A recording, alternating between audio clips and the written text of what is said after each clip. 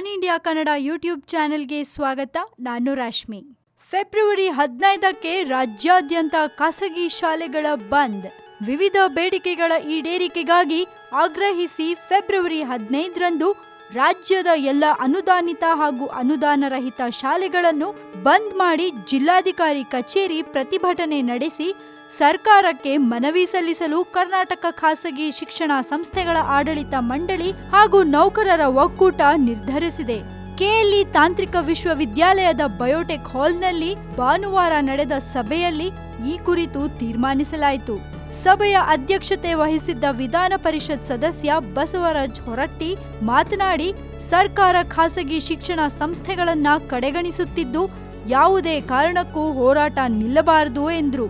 ಒಗ್ಗೂಡಿ ಹೋರಾಟಕ್ಕೆ ಮುಂದಾಗಬೇಕು. ಫೆಬ್ರವರಿ 10ರವರೆಗೆ ಜಿಲ್ಲಾ ಮಟ್ಟದಲ್ಲಿ ಹಾಗೂ ತಾಲೂಕು ಮಟ್ಟದ ಸಭೆಗಳನ್ನು ಮಾಡಬೇಕು. ಸ್ವಾಮೀಜಿಗಳ ಸಹಕಾರ ಪಡೆಯಬೇಕು. ಪ್ರಭಾಕರ ಕೋರೆ ಅವರ ಅಧ್ಯಕ್ಷತೆಯಲ್ಲಿ ಹೋರಾಟ ನಡೆಸಬೇಕು ಎಂದರು. ಇನ್ನಷ್ಟು ಸುದ್ದಿಗೆ ಸಬ್ಸ್ಕ್ರೈಬ್ ಮಾಡಿ one India Kannada YouTube channel. ಈ ನಮ್ಮ ವಿಡಿಯೋ ಇಷ್ಟ ಆಗಿದ್ರೆ ಲೈಕ್ ಮಾಡಿ ಹಾಗೆ ಶೇರ್ ಕೂಡ ಮಾಡಿ.